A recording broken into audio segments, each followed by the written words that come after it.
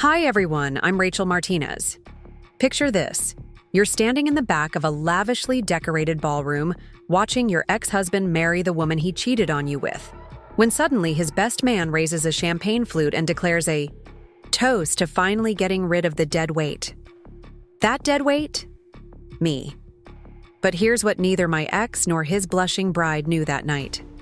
I had never actually signed our final divorce papers, and by the time their so-called celebration was over, his brand new marriage was completely invalid, and I walked away with everything he thought he had successfully stolen from me during our separation. What started as the most humiliating night of my life became the sweetest victory I could have ever imagined. My ex thought he was so clever, hiding assets, manipulating paperwork, and planning his perfect new life while leaving me with absolutely nothing. He counted on me being too trusting, too broken, too weak to fight back. He was wrong on all counts. Before we jump back in, tell us where you're tuning in from. And if this story touches you, make sure you're subscribed, because tomorrow I've saved something extra special for you. Let me take you back to where this whole nightmare began. Because understanding how I got there is crucial to understanding how satisfying the ending really was. 3 years ago, I was living what I thought was my dream life in Phoenix, Arizona. David and I had been married for 7 years, and from the outside, everything looked perfect.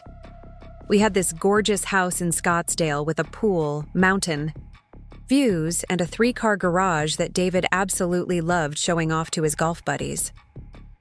I was working as a freelance marketing consultant, running my business from our converted guest bedroom that had become my home office. The walls were covered with vision boards, client testimonials, and photos from various campaigns I had created. David always joked that I had turned our spare room into my little empire, but I could tell he was proud of what I had built. At least, that's what I thought at the time. David owned a commercial real estate firm called Henderson Properties, and while he handled the actual property transactions, I had become deeply involved in growing his business. I designed all of his marketing materials, managed his social media presence, created his website, and even handled most of his client communications. We worked as this seamless team, or so I believed. He would close the deals, and I would make sure everyone knew about his successes. Our morning routine was something I treasured. I would wake up early, around 6, and make coffee using this expensive espresso machine David had bought for my birthday. While the coffee brewed, I would check emails on my laptop at our kitchen island, responding to client inquiries and planning my day. David would join me around 7, already dressed in one of his perfectly pressed suits, and we would discuss our schedules over breakfast. He would tell me about potential property deals, and I would share ideas for marketing campaigns or social media strategies. Sometimes he would ask for my opinion on difficult clients or tricky negotiations. I felt valued, heard, and essential to his success. We talked about expanding the business, maybe opening a second location, possibly starting a family once things settled down a bit more. Our evenings were equally comfortable. David would come home around 6, we would cook dinner together while sharing stories about our days, and then we would sit on our back patio overlooking the desert landscape, planning weekend trips or discussing home improvement projects. Saturday mornings meant farmers' market visits, followed by long brunches at our favorite cafe downtown. I handled most of our personal finances because David claimed he was too busy with work to deal with household budgets and bill paying. He would transfer money into our joint checking account, and I would manage everything from mortgage payments to grocery shopping to vacation planning. He seemed grateful that I took care of these details, often saying how lucky he was to have someone so organized and dependable. Looking back now, I realize how deliberately he had structured our relationship to keep me focused on supporting his goals while remaining completely in the dark about our actual financial situation. I knew he was successful because we lived well, but I never questioned the specifics of his income, his business accounts, or his investment strategies. He was the real estate expert after all, and I trusted him completely to handle the bigger financial picture while I managed our day-to-day expenses. During our 7th year of marriage, David seemed more stressed than usual. He would spend longer hours at the office, take more phone calls at home, and seemed distracted during our evening conversations. When I asked if everything was okay, he would brush off my concerns, saying he was just dealing with some complicated commercial deals that required extra attention. I started taking on more of his marketing work to help lighten his load. I created an entire rebranding campaign for Henderson Properties, complete with new logo designs, updated website graphics, and a comprehensive social media strategy. I spent weeks researching his competitors, analyzing market trends, and developing materials that would position his firm as the premier commercial real estate company in Phoenix. David seemed appreciative of my efforts, though he was less enthusiastic about reviewing my work than he had been in previous years. I attributed this to stress and assumed he would be more engaged once his current deals were finalized. I had no idea that he was actually planning his exit strategy from our marriage while I was working overtime to support his business. The first real sign that something was wrong came in February, about a month before everything exploded. I noticed that David had started receiving mail at the office that he would pick up himself rather than having his assistant forward to our house as usual. When I mentioned this during one of our morning coffee sessions, he claimed it was just confidential business documents that required extra security. Around the same time, he began making comments about how I spent too much time on my own clients and not enough time supporting his business. This confused me because I had actually reduced my freelance workload significantly to focus more on Henderson Properties. When I pointed this out, he would backtrack and apologize, claiming work stress was making him unreasonable. I also started noticing that our joint checking account balance seemed lower than expected, even though David claimed business was booming. When I asked about this, he explained that he was reinvesting profits back into the company to fund expansion plans. He showed me some paperwork that seemed to support this explanation, though I didn't scrutinize the details because I trusted his business judgment completely. What I didn't know was that David had been systematically moving our assets into accounts that only had his name on them. While I was focusing on supporting his business and managing our household, he was quietly preparing to divorce me and leave me with as little as possible. The stress I had noticed wasn't about complicated deals or business expansion. It was about orchestrating the complete destruction of our marriage while making sure I would be too financially devastated to fight back effectively.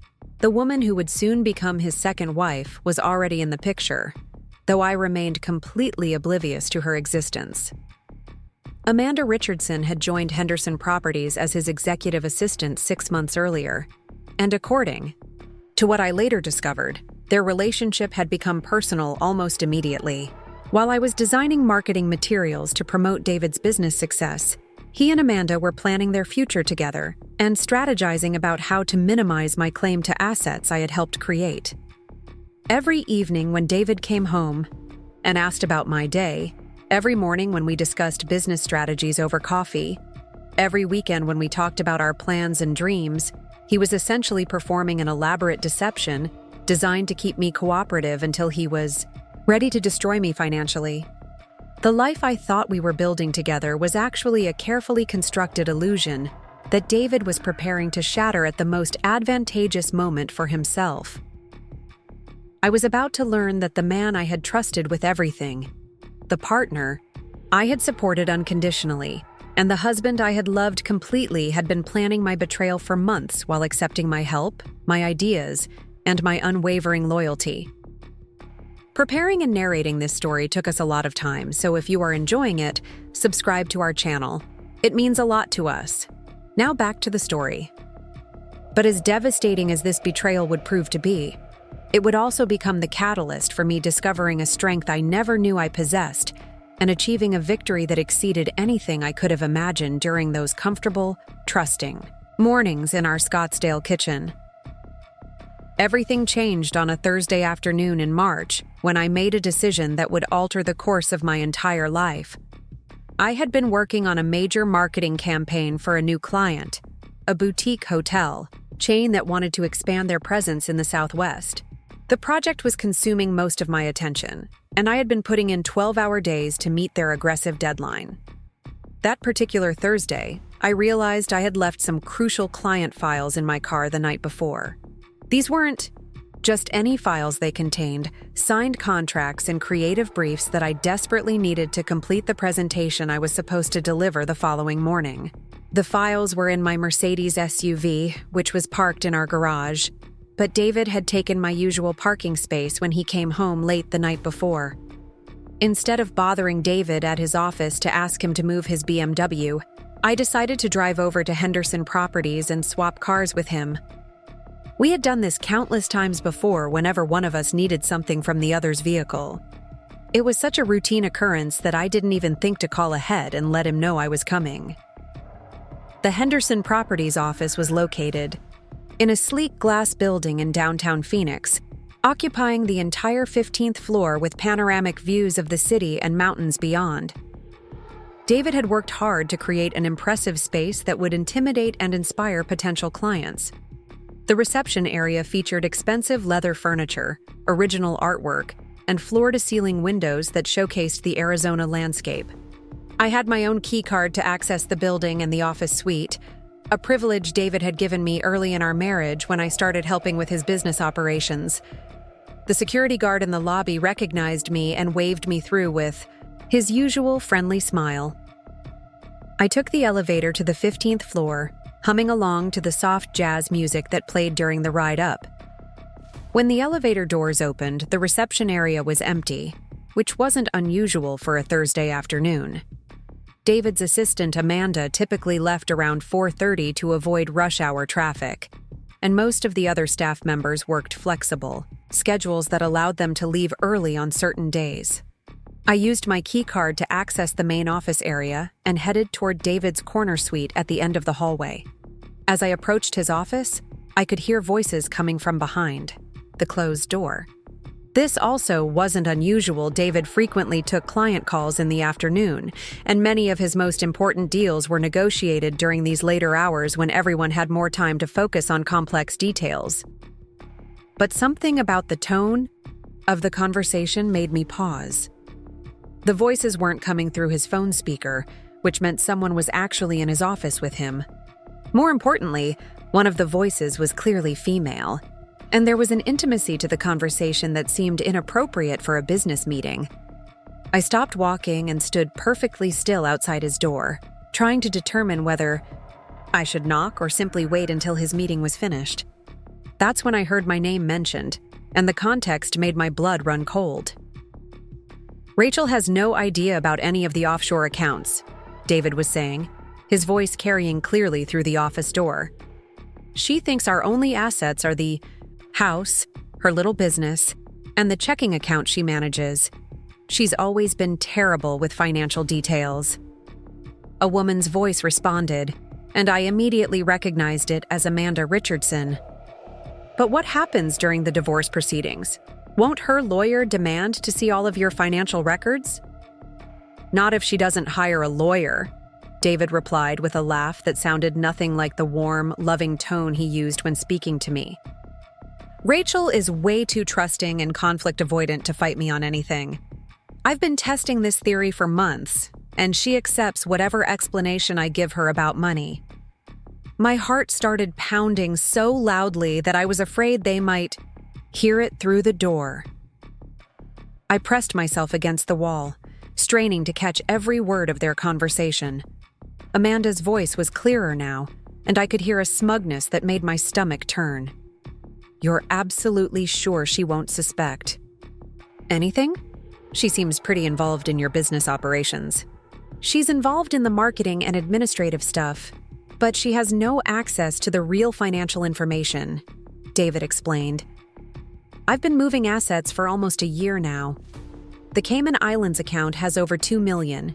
The Nevada properties are solely in my name, and I've been funneling business profits into investments she doesn't know exist." There was a pause, and then Amanda asked, "What about the house?" "The house is the tricky part," David admitted. "It's technically marital property, so I can't hide it completely. But I've been taking out loans against the equity and moving that money offshore. By the time we divorce, the house will be so heavily mortgaged that her share will be practically worthless." I felt physically sick listening to this conversation. The man I had trusted with everything, the husband I had supported unconditionally, for 7 years, was systematically stealing our assets while planning to leave me with nothing. But the conversation wasn't over, and what I heard next was even worse. "When do you want to file the papers?" Amanda asked, and there was an excitement in her voice that made me realize this wasn't just a business discussion. This was personal. "I'm thinking next month," David replied. "I want to wait until after the Phoenix Commercial Real Estate Awards ceremony. If Henderson Properties wins in any of the categories, it will increase the company's value significantly. I'd rather have that increase happen before the divorce proceedings begin." Amanda laughed, a sound that was genuinely joyful. "I can't wait to finally stop sneaking around. It's been exhausting pretending to be just your assistant when everyone else is around." The pieces suddenly clicked into place with horrifying clarity. David wasn't just planning to divorce me and steal our assets. He was having an affair with his assistant, and they had been planning this betrayal together for months, possibly longer. "How long do you think the divorce will take?" Amanda continued. "If Rachel cooperates and signs everything without fighting, we could be done in 6 months, David said. "Then we can get married and start our real life together." I had heard enough. Actually, I had heard far more than enough. I was standing outside my husband's office listening to him plan my financial destruction while discussing marriage plans with another woman. The life I thought we were building together was a complete lie, and I was apparently the only person who didn't know it. My hands were shaking as I backed away from David's office door. I needed to get out of the building immediately, before they finished their conversation and discovered that I had overheard everything. Moving as quietly as possible, I made my way back down the hallway toward the elevators. My mind was racing with questions and realizations. How long had David been planning this? How much money had he already hidden from me? How many people knew about his relationship with Amanda? Had I been completely blind to what was happening in my own marriage? The elevator ride down to the lobby felt like it lasted forever. When the doors finally opened, I walked past the security guard with what I hoped looked like a normal expression, though inside I felt like I was falling apart. I made it to my car in the parking garage before the tears started, and once they began, I couldn't stop them. I sat in my Mercedes for almost an hour, crying and trying to process what I had just learned. My husband was cheating on me with his assistant. He had been moving our assets to accounts I didn't know existed. He was planning to divorce me and leave me financially devastated. And apparently, he was confident that I was too stupid and trusting to fight back effectively. That last part stung the most. David didn't just want to leave me, he wanted to destroy me financially, while ensuring that I would be too weak and naive to defend myself. He had been studying my personality and reactions for months, testing my responses to see how much he could get away with. But sitting in that parking garage, something began to shift inside me. Yes, I was heartbroken and terrified.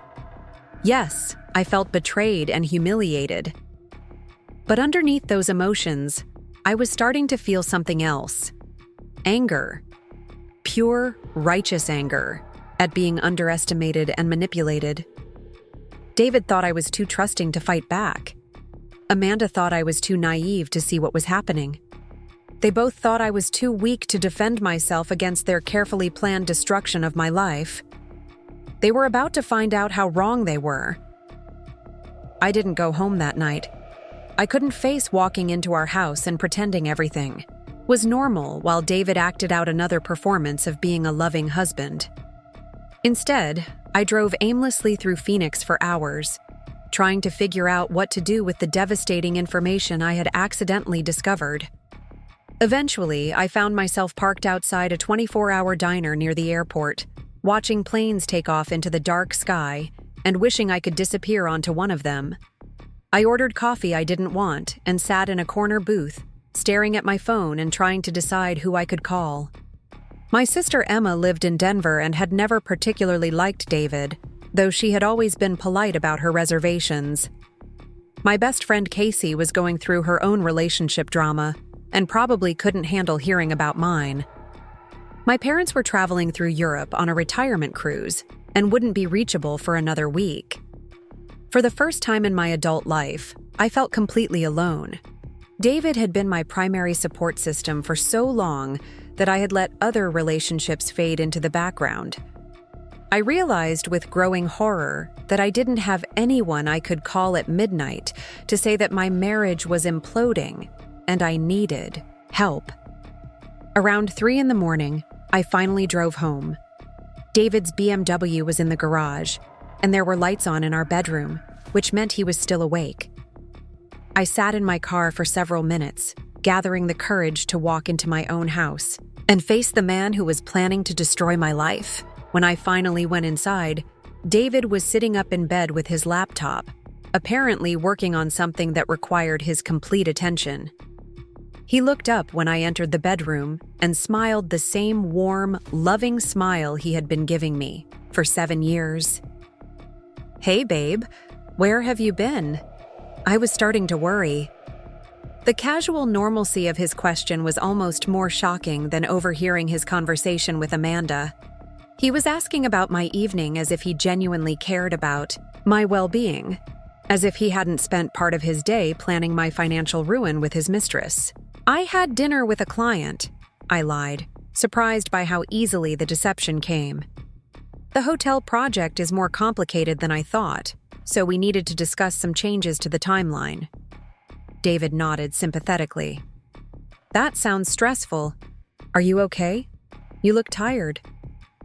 His concern seemed so genuine that for a moment, I almost wondered if I had misheard the conversation at his office. Maybe there was some other explanation for what I had overheard. Maybe David wasn't really planning to divorce me and steal our assets. But then I remembered the excitement in Amanda's voice when she talked about not having to sneak around anymore. I remembered David's confident assertion that I was too trusting to fight back. I remembered the specific details about offshore accounts and Nevada properties and loans against our house. "I'm fine," I told David, getting ready for bed with movements that felt mechanical and strange. "Just tired from working so much lately." "You've been putting in crazy hours," David agreed, closing his laptop and setting it aside. "Maybe you should take a break this weekend. We could drive up to Sedona, do some hiking, relax by the pool at that resort you like." The suggestion was so perfectly normal, so exactly the kind of thing David would have proposed during happier times, that I almost started crying again. This was the man I had fallen in love with, the husband who knew exactly how to make me feel better after a stressful week. Except now I knew it was all an act designed to keep me compliant while he orchestrated my destruction. I managed to get through the rest of the evening without breaking down or confronting him about what I had overheard. We brushed our teeth side by side at the bathroom counter, just like we had done thousands of times before. David kissed me goodnight and told me he loved me, words that had once made me feel safe and cherished, but now felt like weapons being used against me. He fell asleep quickly, but I lay awake for hours listening to his steady breathing and trying to figure out my next move. I knew I needed to protect myself financially, but I had no idea how to do that. I knew I needed legal advice, but I had never hired a lawyer for anything more complicated than reviewing freelance contracts. Most importantly, I knew I couldn't let David know that I had discovered his plans. If he realized that I was aware of his deception, he would probably accelerate his timeline and make it even harder for me to protect myself. I needed to appear completely normal while secretly preparing for the battle that was coming. The next morning, David was back to his usual routine, making coffee and checking emails while I pretended to focus on my own work. He kissed me goodbye before leaving for the office, telling me he loved me and reminding me to think about the Sedona weekend getaway. "I'll make reservations at that spa resort if you want," he offered. "You deserve some pampering after working so hard lately." After he left, I sat in our kitchen drinking coffee that tasted like nothing and staring at the vision boards on my office wall. All of my business goals and personal dreams suddenly seemed completely irrelevant. The life I had been planning was based on a foundation that was about to be destroyed, and I had no idea how to build something new from the ruins. I tried to work on the hotel marketing campaign, but I couldn't concentrate on anything beyond the most basic tasks. Every few minutes, I would remember another detail from David's conversation with Amanda, and the reality of my situation would hit me like a physical blow. He had been moving assets for almost a year. He had over $2 million in offshore accounts. He had been taking loans against our house without telling me. He was confident that I wouldn't fight back because I was too trusting and conflict avoidant. That last point kept echoing in my mind. David wasn't just planning to steal. From me, he was counting on my personality flaws to make the theft easier. He had been studying my reactions and responses, testing my limits, ensuring that I would be too weak and confused to defend myself effectively. The more I thought about this, the angrier I became. David had used my love and trust as weapons, against me. He had turned my supportive nature into a vulnerability he could exploit. He had made me complicit in my own destruction by encouraging me to focus on his business success while he secretly dismantled our marriage. But anger, I was beginning to realize, was much more useful than heartbreak. Anger could motivate action. Anger could fuel determination. Anger could give me the strength to fight back against someone who had underestimated me so completely. By afternoon, I had made a decision. I wasn't going to wait for David to file divorce papers and present me with a fait accompli. I wasn't going to trust him to be fair or honest about our assets. And I definitely wasn't going to prove his theory that I was too weak to defend myself. I was going to find out exactly what David had hidden from me, and then I was going to make sure he paid the price for his betrayal.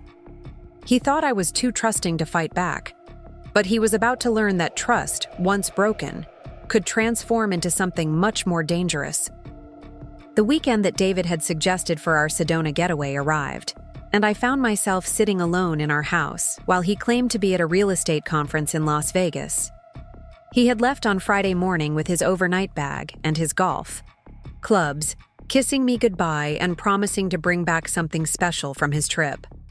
Of course, I now suspected that there was no real estate conference. David was probably spending the weekend with Amanda, maybe even looking at venues for their future wedding while I sat at home like a fool, maintaining our house and managing our finances while he planned to take everything from me.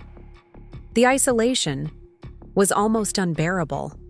I had spent the past week pretending everything was normal, smiling when David talked about our future plans, nodding when he complained about work stress, even helping him pack for his fake business trip.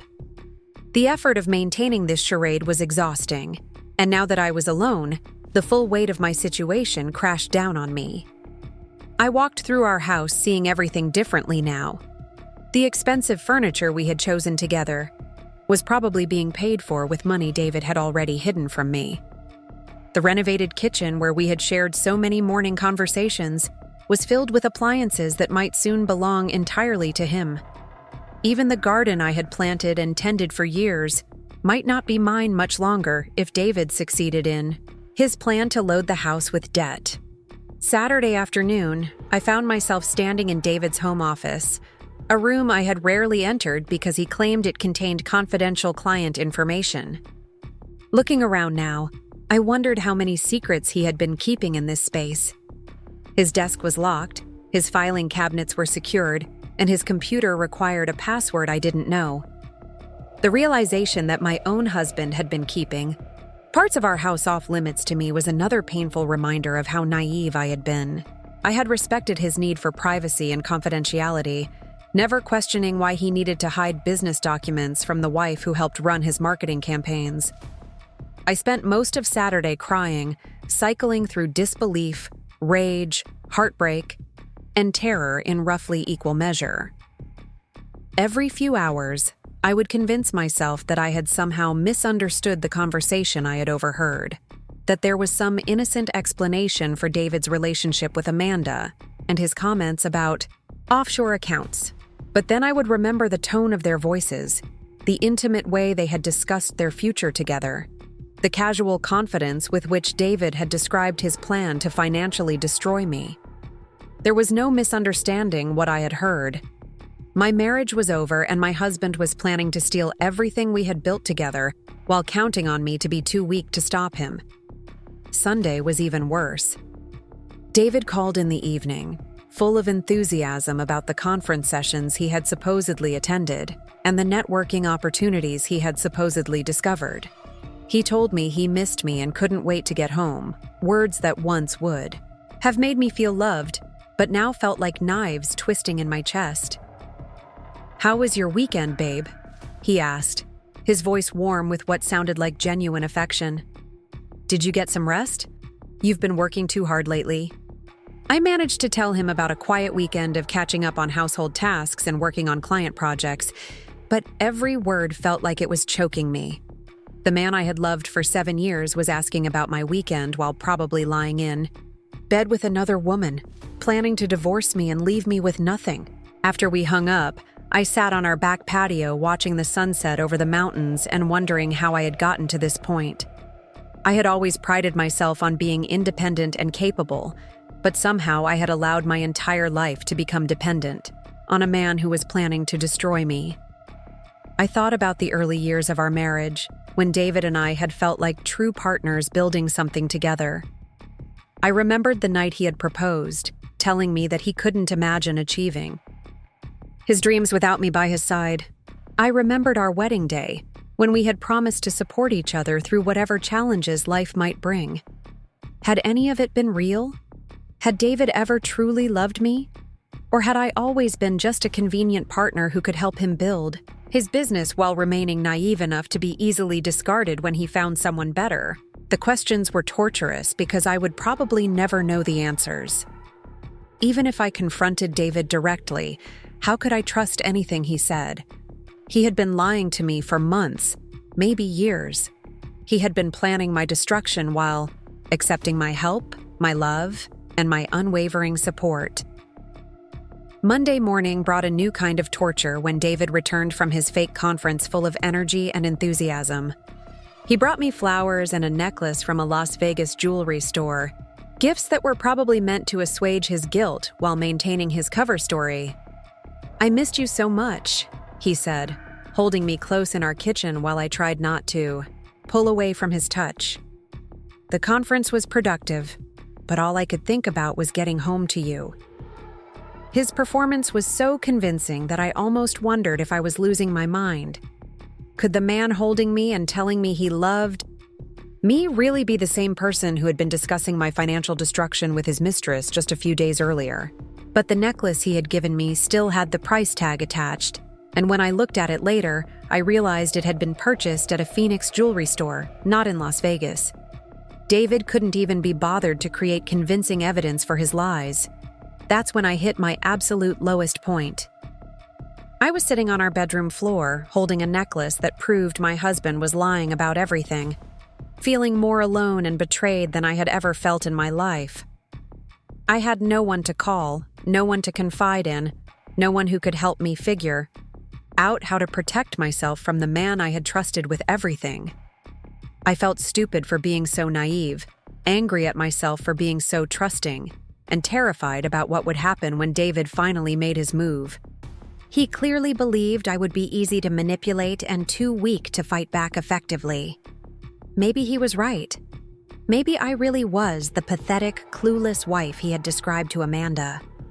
But as I sat there on our bedroom floor, surrounded by the wreckage of my marriage and my trust, something began to shift inside me. I was done crying. I was done feeling sorry for myself. I was done being the naive, trusting wife who could be easily manipulated and discarded. David thought he knew me, but he had only seen the version of myself that I had chosen to show him. He had seen the supportive wife, the trusting partner, the woman who would rather avoid conflict than fight for herself. He had never seen what I was capable of when someone pushed me too far. He was about to find out. Tuesday morning started like any other morning in our house, except that I was no longer the same woman who had been making coffee and checking emails in this kitchen. For the past 7 years, something fundamental had shifted inside me during that dark weekend, and while David couldn't see the change yet, I could feel it in every cell of my body. I was sitting at our kitchen island with my laptop, pretending to work on client projects, while actually researching divorce laws in Arizona. David was getting ready for work, humming in the shower and talking about his plans for the day when he came downstairs for breakfast. "I've got 3 property showings today," he said, adjusting his tie and grabbing the travel mug I had prepared for him. "The Henderson office building deal might finally close this week, which would be huge for the quarterly numbers." I nodded and smiled, making appropriate responses while secretly wondering if any of his supposed business activities were real, or if they were all covers for spending time with Amanda. How many of his property showings were actually romantic meetings? How many of his business deals were opportunities to move more assets into hidden accounts? "What about you?" David asked, kissing my forehead in the casual, affectionate way that had once made me feel cherished. "Any exciting projects today?" "Just the usual client work," I replied, my voice steady despite the turmoil inside me. "I'm also thinking about updating my business insurance policy. It's been a few years since I reviewed the coverage." This was a lie, but it was also a test. I wanted to see how David would react to me taking a more active interest in financial and legal matters. Would he encourage my newfound attention to business details, or would he try to discourage me from looking too closely at anything that might lead to uncomfortable questions? David paused in the act of gathering his briefcase and car keys. "Insurance. Policies can be pretty complicated," he said carefully. "You know I'm happy to review anything like that with you. I don't want you to get confused by all the legal language." There it was. The subtle suggestion that I wasn't capable of understanding complex documents. The gentle implication that I needed his guidance to make important decisions. This was probably how he had been manipulating me for years, offering help that was actually designed to keep me dependent and uninformed. "That's sweet of you to offer," I said, keeping my tone light and grateful. "But I think I can handle it. Besides, you're so busy with your own work that I don't want to add to your stress." David hesitated for just a moment too long before agreeing that I was probably capable of handling my own insurance review. That tiny pause told me everything I needed to know. He was worried about me becoming more involved in financial and legal matters, but he couldn't express that concern without revealing his true motivations. After David left for work, I abandoned any pretense of focusing on my regular clients and dedicated my full attention to researching my legal options. I spent hours reading about divorce laws, asset protection, and financial disclosure requirements. I learned about community property rules and hidden asset investigations and the importance of documenting everything. Most importantly, I started to understand that I had more rights and protections than David probably assumed I knew about. Arizona was a community property state, which meant that I was entitled to half of everything we had acquired during our marriage, regardless of whose name was on the accounts or documents. The offshore accounts David had mentioned to Amanda? If they had been funded with marital assets, I was entitled to half of that money. The Nevada properties he thought he had hidden from me? If they had been purchased during our marriage, I owned half of them. The business he had built with my help and support? I had a legitimate claim to a significant portion of its value. But knowing my rights was only the first step. I also needed to find evidence of the assets David had hidden, and I needed legal representation that could match whatever high-powered attorneys he would probably hire to protect his interests. Around noon, I made a decision that would change the trajectory of my entire life. I called my sister Emma in Denver, even though we hadn't spoken in over a month, and I had never confided in her about serious personal problems. "Rachel? Is everything okay?" Emma asked immediately, probably because I never called her during the workday unless something was wrong. "I need help," I said. And then the whole story came pouring out. I told her about overhearing David's conversation with Amanda, about the offshore accounts and hidden properties, about the affair and the divorce plans, and David's confidence that I would be too weak to fight back. Emma listened without interrupting, and when I finished, there was a long pause before she spoke. "I never liked him," she said finally. I could never put my finger on exactly why, but something about David always felt performative to me, like he was playing the role of the perfect husband rather than actually being one. Hearing Emma articulate something I had never been able to recognize myself was both validating and heartbreaking. Had everyone except me seen through David's act? Had I been the only one who believed his performance was genuine? "What do I do now?" I asked, and I could hear the desperation in my own voice. "First, you document everything," Emma said, her voice taking on the authoritative tone she used in her job as a corporate investigator. "Every conversation, every financial document you can find, every suspicious behavior you notice. Second, you hire the best divorce attorney you can afford. And third, you start protecting yourself financially before David realizes you know what he's planning." Emma's practical advice gave me something concrete to focus on. And for the first time since overhearing that devastating conversation, I felt like I might have some control over my situation.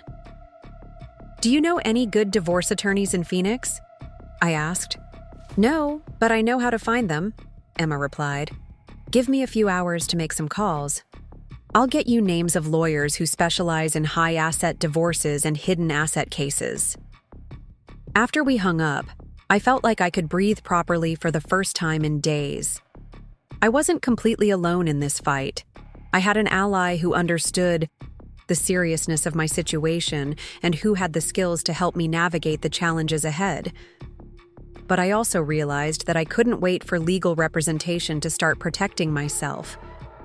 David had been planning this betrayal for months, moving assets and building his exit strategy while I remained oblivious. I needed to start leveling the playing field immediately. I spent the afternoon systematically photographing every document I could find in our house. Bank statements, investment reports, tax returns, business records, anything that might provide evidence of our true financial situation. I uploaded everything to a secure cloud storage account that David didn't know existed, making sure I would have access to these documents even if he tried to restrict my access to our home or office. I also started a detailed journal, documenting every conversation and interaction with David from the moment I had overheard his planning session with Amanda. If this situation eventually ended up in court, I wanted to have a comprehensive record of his deception and manipulation. Most importantly, I opened my own checking account at a different bank, using money from my business account that was solely in my name. It wasn't much, just a few $1,000s, but it was a start toward financial independence. If David tried to freeze our joint accounts or cut off my access to money, I would at least have something to live on while we fought. When David came home that evening, I was cooking dinner and acting completely normal, but inside I felt like a different person. I was no longer the naive, trusting wife who could be easily manipulated. I was a woman with a plan, and that plan was just getting started. "How was your day?" David asked, kissing me hello and helping himself to a glass of wine. "Productive," I replied. And for the first time in our marriage, I meant something completely different than what he would assume. David had no idea that his trusting, conflict-avoidant wife had just declared war on him. But he was about to find out that underestimating me had been the biggest mistake of his life. Emma called me back the next afternoon with 3 names and contact information for divorce attorneys who specialized in complex financial cases. The first lawyer on her list was Margaret Chen, a partner at a prestigious Phoenix law firm who had built her reputation handling high-net-worth divorces involving hidden assets and international financial structures. Margaret has a reputation for being absolutely ruthless when it comes to finding money that spouses try to hide, Emma explained during our phone call. She's expensive, but from what you've told me about David's offshore accounts, you'll be able to afford her fees once she recovers what's rightfully yours. I made an appointment with Margaret for Friday afternoon, giving myself a few days to gather as much documentation as possible before our meeting. I knew that the more evidence I could provide up front, the better equipped she would be to help me protect my interests. The rest of that week became an intensive crash course in financial investigation. I approached it like any other research project I had tackled for my marketing clients, except the stakes were infinitely higher and the subject matter was my own life. I started with our home computer, the desktop machine in David's office that I had never been allowed to use because it supposedly contained confidential client information. David had left for work early that morning, mumbling something about property inspections that would keep him out of the house until evening. The computer was password protected, but I remembered that David often used variations of important dates and numbers for his security codes. After trying several combinations involving our anniversary, his birthday, and our address, I finally gained access using his social security number reversed with our wedding year. What I found inside that computer was like discovering a secret world that had been operating parallel to our marriage.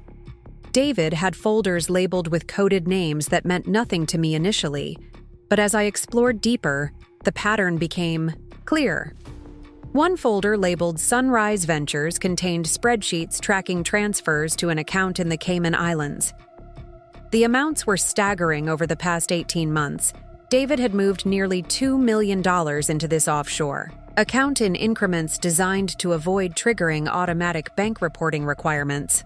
Another folder called Desert Holdings contained property deeds for 3 commercial buildings in Las Vegas that I had never heard of. According to the documents, these properties had been purchased over the past year using funds from Henderson properties, but they were titled solely in David's name. The most devastating folder was labeled Future Planning and contained draft divorce papers that had been prepared by David's attorney months ago.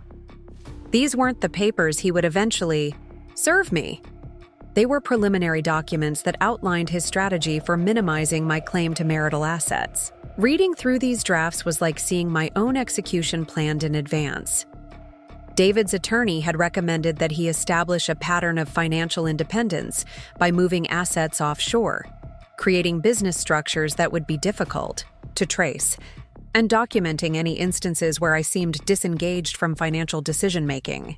The strategy relied heavily on portraying me as someone who had contributed little to our financial success and who had voluntarily removed herself from business operations. They planned to argue that I had been essentially a dependent rather than a partner, and therefore deserved minimal support in a divorce settlement. Most chilling of all was a document titled Behavioral Analysis that contained David's observations about my personality and likely reactions to various divorce scenarios. He had been studying me like a lab rat, noting that I avoided confrontation, trusted his financial judgment completely, and became overwhelmed when dealing with complex legal or business matters. The document included specific strategies for manipulating my responses during divorce proceedings. If I seemed likely to hire an attorney, David planned to create financial pressure that would make legal representation difficult to afford. If I showed signs of becoming suspicious about hidden assets, he had prepared explanations that would redirect my attention to emotional rather than financial issues. Reading this analysis of my own character flaws was almost more painful than discovering the affair. David hadn't just been cheating on me and stealing from me, he had been systematically studying my weaknesses to ensure that his betrayal would be as complete and devastating as possible. But the analysis also revealed something important. David's plan depended entirely on me behaving predictably. He was counting on me to remain trusting, passive, and easily manipulated. If I deviated from the behavioral patterns he had observed, his entire strategy could fall apart. I spent hours copying files to multiple flash drives and uploading everything to secure cloud storage accounts. By the time David came home that evening, I had documented evidence of financial fraud, asset hiding, and systematic deception that spanned more than a year. "How was your day?" David asked, settling into his usual spot on our living room couch and reaching for the television remote. Quiet, I replied, bringing him a beer and settling beside him as if nothing had changed. I caught up on some client work and did some research for that insurance policy update I mentioned. David tensed slightly at the mention of insurance research, but he quickly relaxed when I didn't elaborate. He had no idea that I had spent the day documenting his crimes and preparing for legal warfare. Over the next 2 days, I expanded my investigation beyond our home computer. I drove to Henderson Properties during lunch hours when David was usually out of the office, using my keycard access to search through files in his office and the company's record room. Amanda was always polite when she saw me, asking about my day and complimenting my clothing or hairstyle. Knowing what I now knew about her relationship with David, these interactions took on a surreal quality. She was playing the role of the loyal assistant while secretly planning to become David's second wife. During one of these visits, I overheard Amanda on a phone call that provided additional confirmation of their affair. She was talking to someone about venue availability for a wedding reception, discussing dates in late summer and mentioning that they needed accommodations for about 200 guests. "It's been such a long engagement," Amanda said, apparently forgetting that the office door was open. "We've had to keep everything secret because of his current situation, but hopefully we can make an announcement soon." The casual way she referred to my marriage as David's current situation was infuriating, but it also provided me with important intelligence. David and Amanda were planning a wedding for late summer, which meant they expected our divorce to be finalized by then. That gave me a timeline for their strategy and helped me understand the urgency behind David's asset-hiding activities. Also discovered additional financial records that David had hidden in a locked filing cabinet in the company's storage room. These documents revealed even more offshore accounts and shell companies that David had created to funnel money away from our marital assets. One particularly damaging document was a consulting agreement between Henderson Properties and a company called Phoenix Investment Solutions. According to the contract, Henderson Properties had paid over $500,000 to Phoenix Investment Solutions for strategic business consulting over the past year. But when I researched Phoenix Investment Solutions, I discovered that it was actually a shell company owned entirely by David. He had been paying hundreds of thousands of dollars to himself through this fake consulting arrangement, effectively stealing money from his own business to fund his secret accounts. This discovery was significant because it proved that David hadn't just been hiding assets from me, he had been committing fraud against his own company. Any business partners or investors in Henderson Properties would be furious to learn that. David had been siphoning profits into personal accounts through fraudulent consulting contracts. By Thursday evening, I had assembled a comprehensive dossier of David's financial crimes and deception. The evidence was overwhelming and well documented, but I also realized that I was in a race against time. David could accelerate his timeline at any moment, especially if he suspected that I was becoming aware of his plans. That night, as David and I went through our usual bedtime routine, I watched him carefully for any signs that he suspected my investigation. He seemed relaxed and confident, probably because I was still playing the role of the trusting, oblivious wife he expected me to be.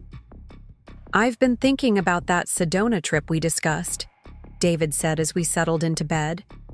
"Maybe we should plan something for next weekend. It's been too long since we had some quality time together." The suggestion of a romantic getaway while he was actively planning to destroy me financially was so absurd that I almost laughed out loud. Instead, I agreed that a weekend trip sounded lovely, and even suggested a specific resort that I knew he would find appealing. "You always know exactly what I need," David said, pulling me close and kissing me goodnight. As I lay there listening to David's breathing settle into the rhythm of sleep, I thought about how completely our positions had reversed. He believed he was the predator and I was the prey, but I now knew more about his activities than he realized. He thought he was manipulating me, but I was actually gathering evidence that would destroy him. Tomorrow, I would meet with Margaret Chen and begin the legal process that would expose David's fraud and recover the assets he had stolen from me. He had spent months planning my destruction, but I was about to show him what real strategic thinking looked like. Margaret Chen's law office occupied the top floor of a gleaming downtown Phoenix high-rise, with floor-to-ceiling windows that offered panoramic views of the city and surrounding mountains. The reception area was decorated in soothing neutrals with expensive artwork and fresh flowers, creating an atmosphere of understated power and success. I arrived 15 minutes early for my appointment, carrying a leather portfolio containing printed copies of all the evidence I had gathered over the past week. My hands were shaking slightly as I waited, not from nervousness, but from the adrenaline of finally taking decisive action against David's betrayal. Margaret Chen appeared promptly at our scheduled time, a petite woman in her early 50s wearing a perfectly tailored navy suit and carrying herself with the confidence of someone who had never lost an important battle. Her handshake was firm, her smile was warm but professional, and her eyes were the kind of sharp gray that missed absolutely nothing. "Ms. Martinez," she said, leading me into a conference room that was nearly as large as our entire living room at home. "Please, have a seat and tell me how I can help you." I had rehearsed this conversation multiple times, but sitting across from Margaret at her imposing conference table, I suddenly felt overwhelmed by the magnitude of what I was about to set in motion. Once I shared this information with an attorney, there would be no going back to the illusion of my marriage. "My husband is planning to divorce me," I began, my voice steadier than I had expected. "But he's been hiding assets and having an affair, and he thinks I'm too naive to fight back effectively." Margaret's expression didn't change, but she opened a legal pad and began taking notes. "How do you know about his plans?" I explained. "About overhearing the conversation between David and Amanda, about discovering the evidence on his computer, and about the systematic way he had been moving assets for over a year." Margaret listened without interrupting, occasionally asking clarifying questions about specific dates or amounts. When I finished my summary, Margaret leaned back in her chair and studied me carefully. "You've done excellent investigative work," she said finally. "Most clients come to me with suspicions and emotional concerns. You've come with documentation and evidence." I opened my portfolio and began spreading documents across the conference table. Bank statements showing transfers to offshore accounts, property deeds for buildings I had never heard of, business contracts that were clearly fraudulent, email printouts documenting David's affair with Amanda. Margaret examined each document methodically, making notes and asking technical questions about timing and amounts. After about 30 minutes, she looked up from the papers with an expression that was part admiration and part predatory satisfaction. "Your husband has made several critical mistakes," she said. "First, he's created a clear paper trail of his asset-hiding activities. Second, he's committed fraud against his own business, which gives us additional leverage. And third, he's seriously underestimated you." We spent the next 2 hours developing a comprehensive strategy for protecting my interests and exposing David's deception. Margaret explained that Arizona's community property laws would work in my favor, but only if we could prove that David had deliberately hidden marital assets. "The offshore accounts are the biggest prize," Margaret explained. "If we can demonstrate that he funded those accounts with marital income, you're entitled to half of everything, plus penalties for his attempt to hide the money."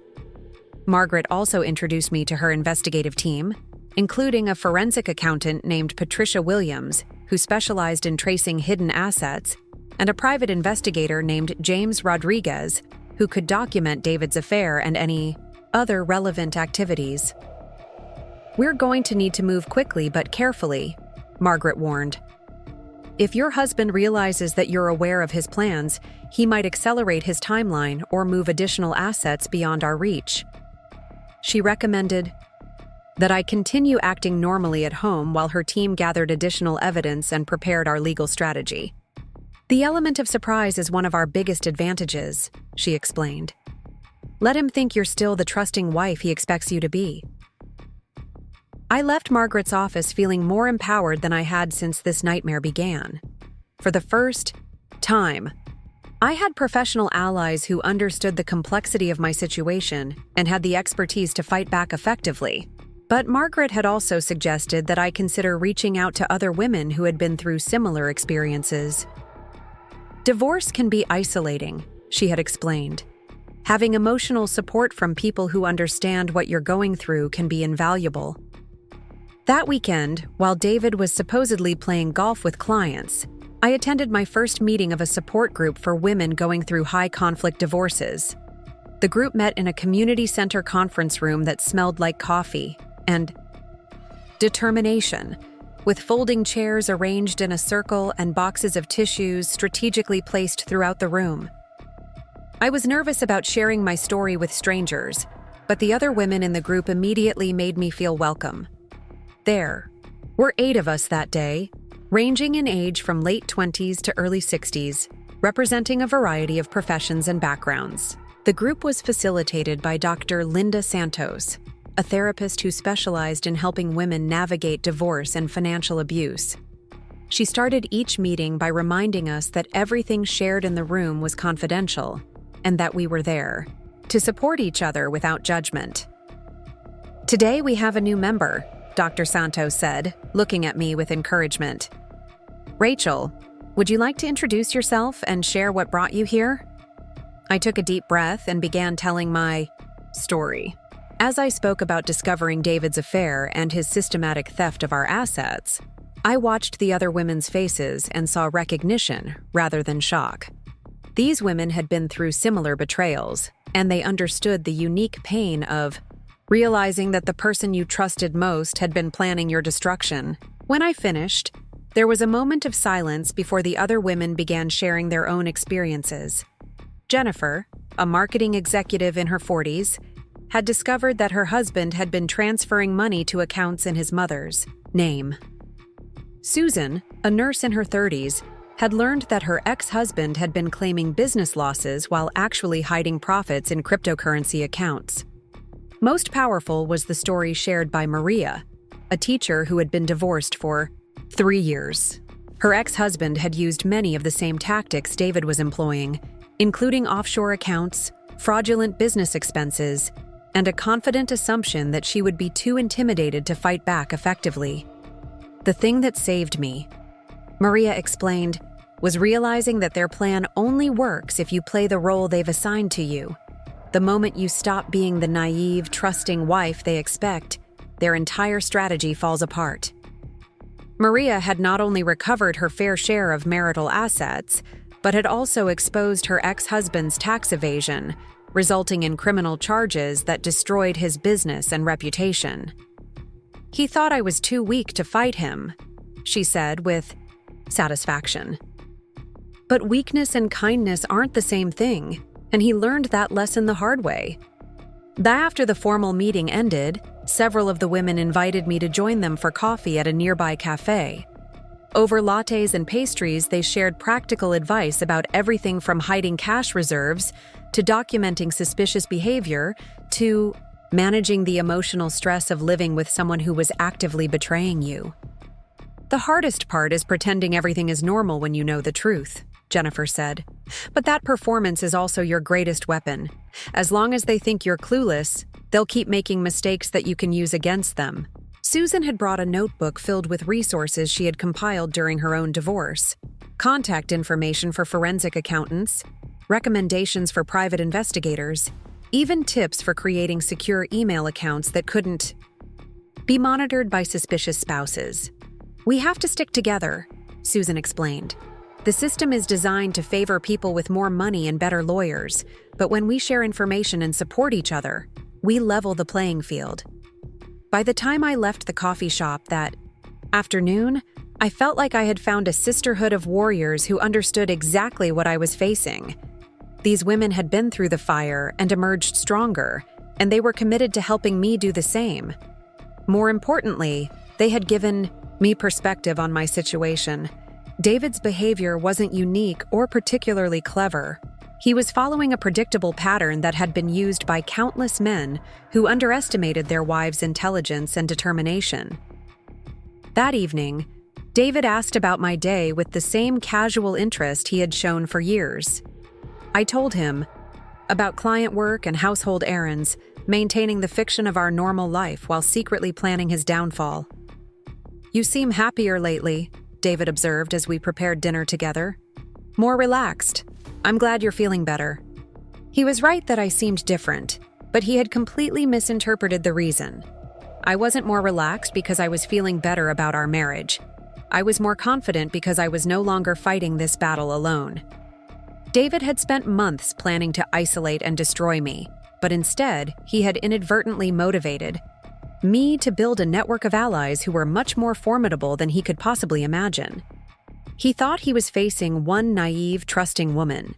He was actually about to face an entire sisterhood of women who had learned the hard way that the best defense against betrayal was a devastating offense. Patricia Williams, the forensic accountant Margaret had recommended, turned out to be a woman in her mid-40s with silver hair, sharp eyes, and an uncanny ability to find money that people thought they had hidden forever. Her office was filled with computer monitors, financial charts, and stacks of documents that represented the unraveled secrets of various divorce cases. "Your husband has been busy," Patricia said during our first meeting, spreading printouts across her desk like a detective laying out evidence at a crime scene. "But he's also been sloppy. Men like him usually they get so confident in their own cleverness that they stop being careful about covering their tracks." Over the past 2 weeks, Patricia and her team had conducted a comprehensive analysis of David's financial activities, going back 5 years to establish patterns and identify the scope of his deception. What they had discovered was far worse than I had initially realized. The offshore accounts I had found were just the tip of the iceberg. David had created an entire network of shell companies, fake consulting arrangements, and international financial structures designed to hide assets and minimize his tax obligations. The total amount of money he had moved beyond my reach was approaching $4 million. "He's not just stealing from you," Patricia explained, pointing to a flowchart that tracked money movements between various accounts and entities. "He's been committing systematic fraud against his business partners, his investors, and the IRS. This isn't just a divorce case anymore, it's a criminal matter." The fake consulting company I had discovered was one of 7 similar entities that David had created to funnel money out of Henderson Properties. He had been billing his legitimate business for non-existent services, then transferring those payments to accounts that only he controlled. Even more damaging was evidence that David had been inflating his business expenses and understating his income on tax returns for years, while simultaneously moving the unreported profits to offshore accounts. Patricia estimated that David owed hundreds of thousands of dollars in back taxes and penalties, assuming the IRS ever discovered his scheme. "The good news," Patricia continued, "is that all of this money is still recoverable. He may have moved it around and hidden it behind corporate structures, but it's all traceable if you know what to look for."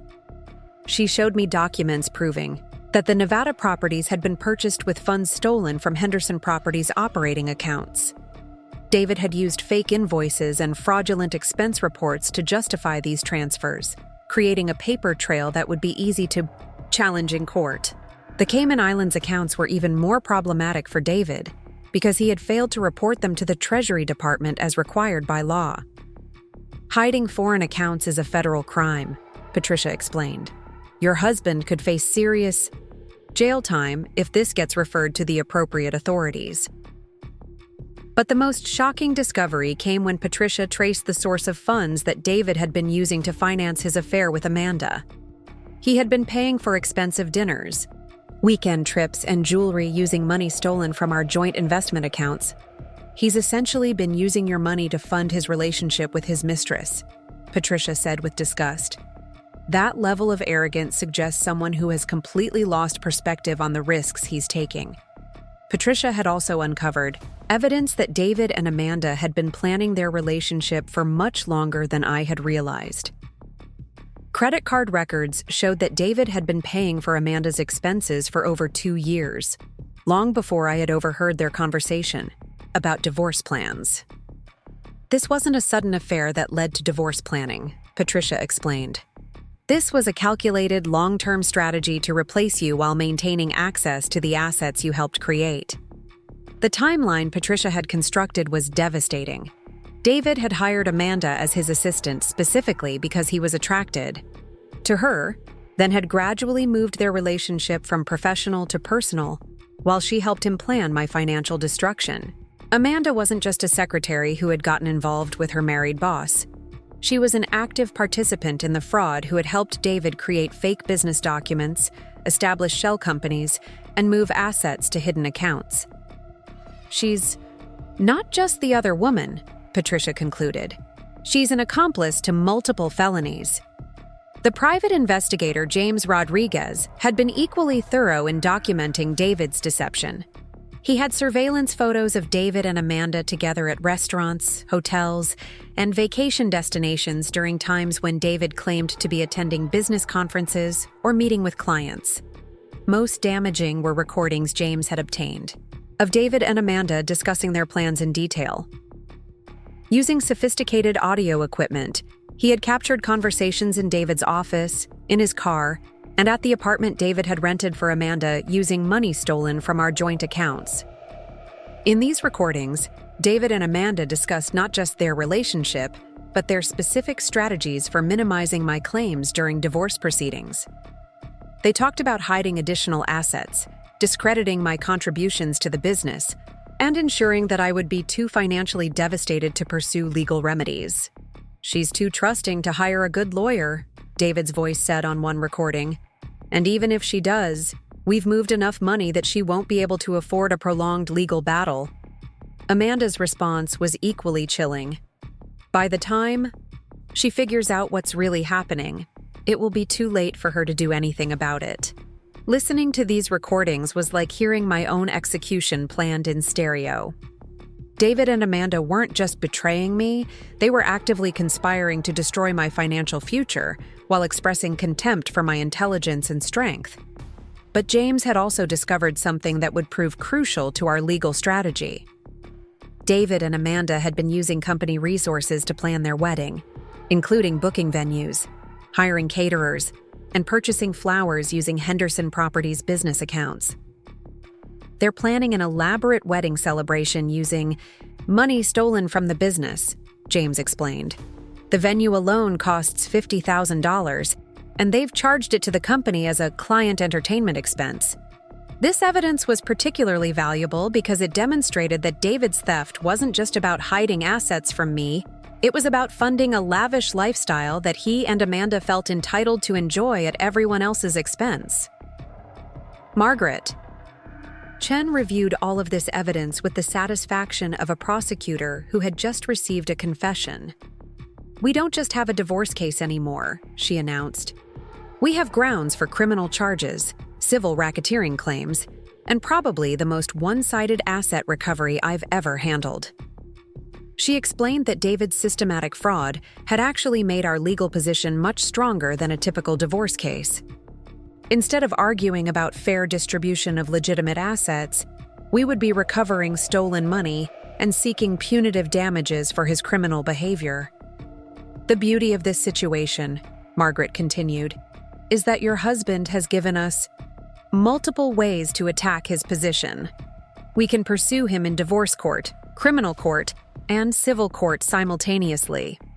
He'll be fighting battles on so many fronts that he won't be able to mount an effective defense on any of them."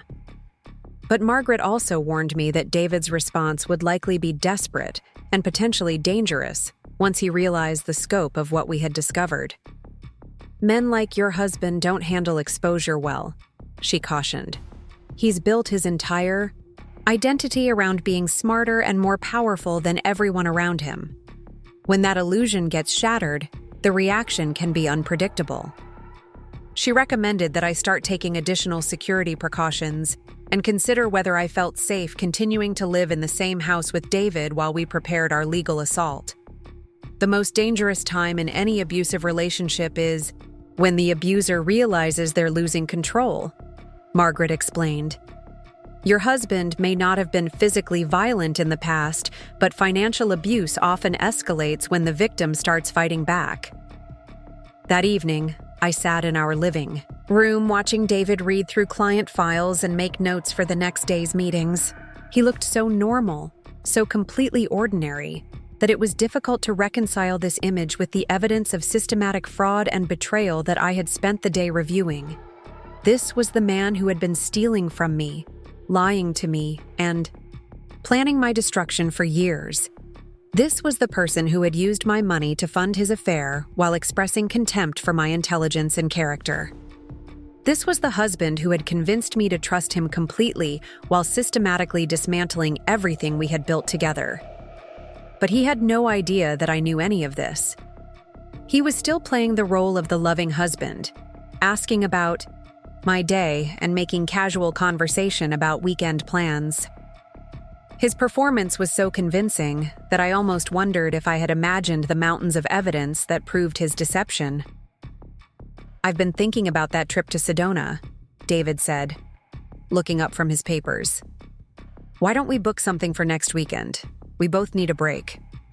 The suggestion of a romantic getaway while I was secretly preparing to destroy him legally was so absurd that I had to suppress an inappropriate urge to laugh. Instead, I agreed that a weekend trip sounded wonderful, and even offered to make the reservations myself. David had no idea that his trusting, naive wife had just finished reviewing evidence that would send him to prison and leave him financially ruined. He thought he was still in control of the situation, still manipulating me successfully, still executing his plan to destroy me while building his new life with Amanda. He was about to learn that the woman sitting across from him was no longer the person he thought he was manipulating. I had become someone much more dangerous than he could possibly imagine, and his day of reckoning was approaching faster than he knew. Margaret Chen's conference room had been transformed into a war room, with documents covering every surface and multiple laptops displaying financial charts, legal precedents, and investigation timelines. Margaret, Patricia, James, and I spent an entire Saturday morning developing what Margaret called the most comprehensive counterattack strategy she had ever assembled for a divorce case. We have multiple objectives, Margaret explained, pointing to a whiteboard where she had outlined our battle plan. First, we need to recover all marital assets that your husband has hidden. Second, we want to maximize penalties for his fraudulent behavior. Third, we're going to ensure that both he and Amanda face consequences for their criminal activities. The beauty of our position was that David had created so many vulnerabilities in his eagerness to steal as much as possible. His offshore accounts violated federal reporting requirements. His shell companies had filed false tax returns. His theft from Henderson Properties could result in charges from business partners and investors. Most importantly, Margaret continued, we're going to time our attack for maximum impact. Your husband is expecting to control the narrative by filing divorce papers when it's most advantageous for him. Instead, we're going to blindside him with simultaneous legal actions that will destroy his ability to manipulate the situation. Patricia had finished tracing all of David's hidden assets and had prepared a comprehensive asset recovery plan. We've identified every account, every property, and every investment vehicle he's used to hide money, she reported. The total recovery will be approximately $6.2 million, which is significantly more than he probably realizes he's accumulated. The plan was elegant in its thoroughness. We would file for divorce and immediately request emergency orders freezing all of David's accounts, both domestic and international. Patricia would serve as an expert witness to demonstrate the scope of his asset-hiding activities, while James would provide evidence of the affair and the fraudulent use of business resources. But Margaret had also developed a psychological strategy designed to exploit David's arrogance and overconfidence. Your husband's entire plan depends on you behaving predictably, she explained. He's counting on you to be passive, emotional, and easily intimidated. When you show up with overwhelming evidence and sophisticated legal representation, his psychological foundation will collapse. She had researched David's personality type extensively, consulting with Dr. Santos and reviewing case studies of similar financial predators. Men like your husband typically have narcissistic tendencies that make them unable to cope with being outsmarted, Margaret noted. When they realize they've been outmaneuvered, they often make desperate decisions that further damage their position. We spent hours rehearsing different scenarios and preparing for David's likely responses. If he tried to move additional assets once he realized we were onto him, Patricia had already arranged for court orders that would freeze his accounts within hours. If he attempted to intimidate me or interfere with the legal process, James had prepared a security plan to protect me. Most importantly, Margaret had coordinated with federal authorities who were already investigating similar offshore tax evasion schemes. Your husband's case fits a pattern they've been tracking, she explained. They're very interested in using his situation as a model for prosecuting other financial fraud cases. The timeline we developed was aggressive but realistic. We would file all legal papers simultaneously on a Friday afternoon, giving David an entire weekend to panic while being unable to access his lawyers or move additional assets. The following Monday, we would present him with a comprehensive settlement proposal that would recover everything he had stolen while allowing him to avoid criminal prosecution if he cooperated fully. The goal is to make cooperation look like his best option, Margaret explained. If he fights us, he'll face criminal charges, civil racketeering claims, and professional sanctions that will destroy his business and reputation. If he accepts our settlement terms, he'll lose most of his assets but avoid prison. We also developed a media strategy designed to protect my reputation while exposing David's crimes. Margaret had relationships with several business journalists who specialized in financial fraud cases, and she was prepared to provide them with carefully selected evidence if David tried to manipulate public perception. Your husband has spent years building a reputation as a successful businessman, Margaret noted. That reputation is actually a liability now, because the contrast between his public image and his criminal behavior will make the story much more compelling to reporters. Dr. Santos had also provided crucial insights about managing the emotional aspects of our legal assault. You're about to watch your husband's entire world collapse, she warned during a private session. Even though he deserves everything that's going to happen to him, you may still feel conflicted about being the agent of his destruction. She helped me understand that any guilt or sadness I might feel about David's downfall was normal, but that I shouldn't let those emotions interfere with protecting myself legally and financially. He made these choices, Dr. Santos reminded me. You're simply refusing to be victimized by them. The women in my support group had also rallied around me as the confrontation approached. Jennifer had offered to let me stay at her house if I needed a safe place during the legal proceedings. Susan had compiled a list of resources for women dealing with financial trauma. Maria had even offered to attend court hearings with me for moral support. You're not just fighting for yourself, Maria reminded me during our weekly meeting. You're fighting for every woman who's been underestimated and betrayed by someone she trusted.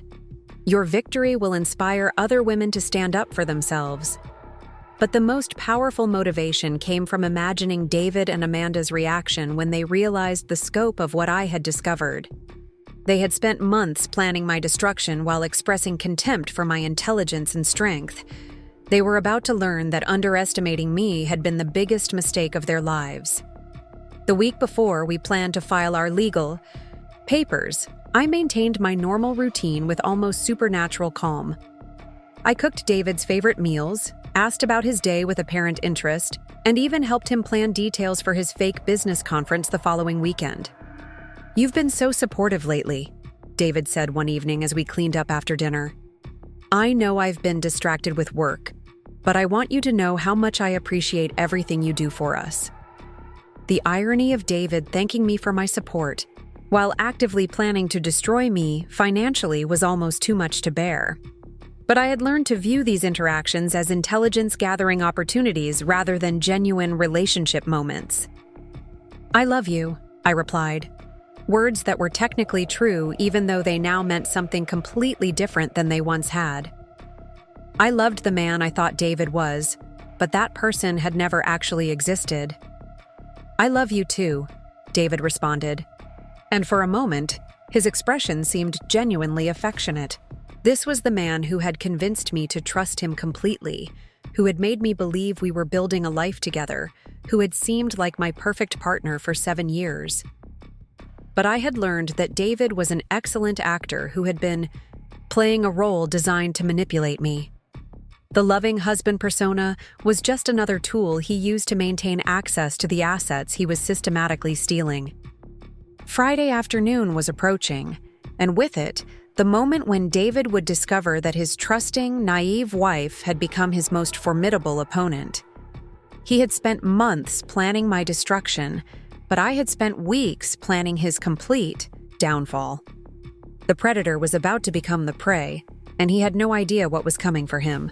Friday afternoon arrived with the kind of blazing Arizona sunshine that made everything look sharp and clear, as if the universe was providing perfect lighting for the most important performance of my life. I spent the morning going through my usual routine, making coffee for David, asking about his schedule, even packing his lunch with the same care I had shown for 7 years. David was in an exceptionally good mood, humming while he got dressed and talking enthusiastically about his weekend plans. He was supposedly attending a commercial real estate summit in San Diego, though I now knew he would actually be spending the weekend with Amanda at a luxury resort in Scottsdale, celebrating what they believed would be the final phase of their plan to destroy me. "I should be back Sunday evening," David said, kissing me goodbye with what seemed like genuine affection. "Try to relax this weekend. Maybe do some of that yoga you're always talking about." "I will," I promised, and for the first time in months, I was telling him the absolute truth. I was going to have the most relaxing weekend of my entire life, because by Sunday evening, David's world would be completely destroyed. At exactly 2 o'clock that afternoon, Margaret Chen filed a comprehensive legal package that would have made military strategists proud of its coordination and timing.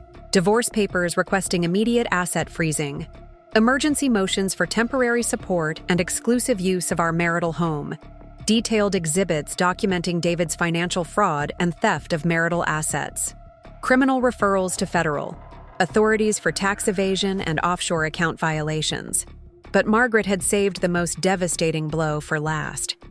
At 3:30, just as David and Amanda were probably checking into their romantic weekend getaway, process servers simultaneously delivered legal papers to Henderson Properties, to Amanda's apartment, and to the luxury resort where they were staying.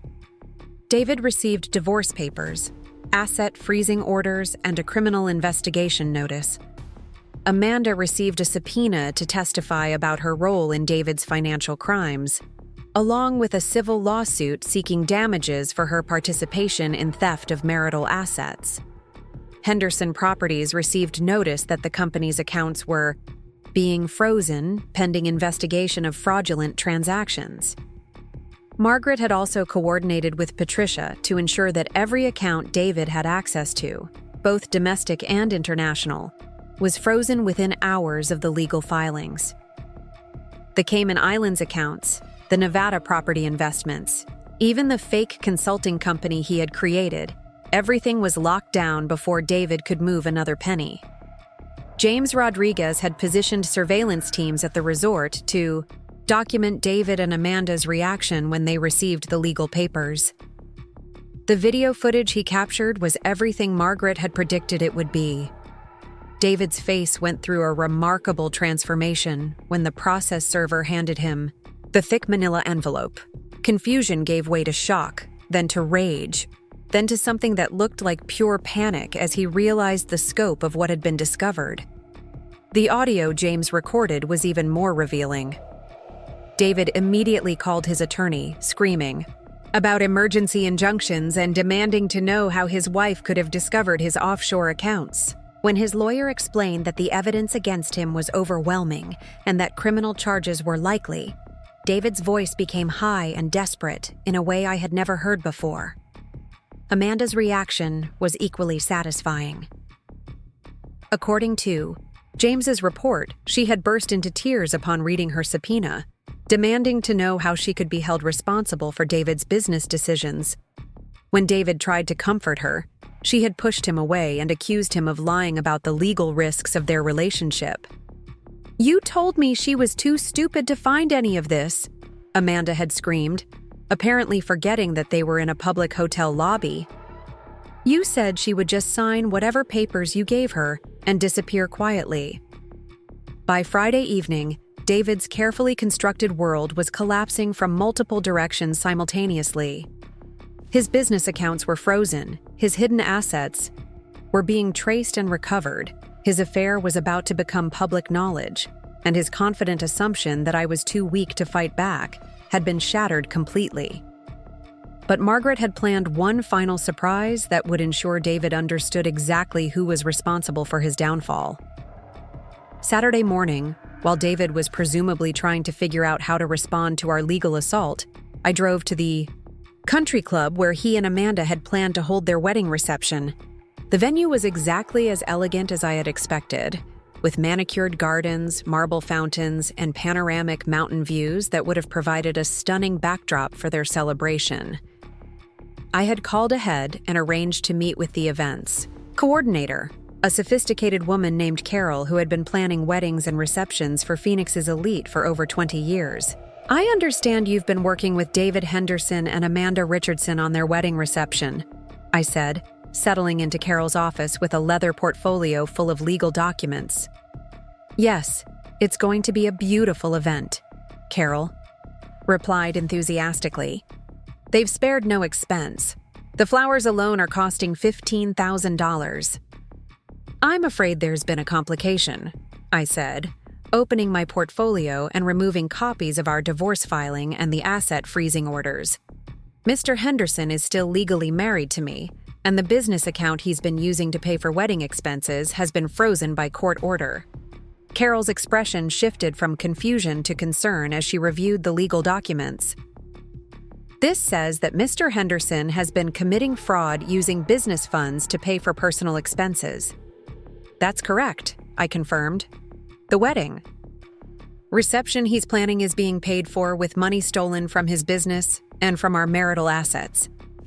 I thought you should know before you invested more time in planning an event that will probably never happen." Carol was obviously experienced in dealing with wealthy clients and their complicated personal lives, but this situation was clearly beyond anything she had encountered before.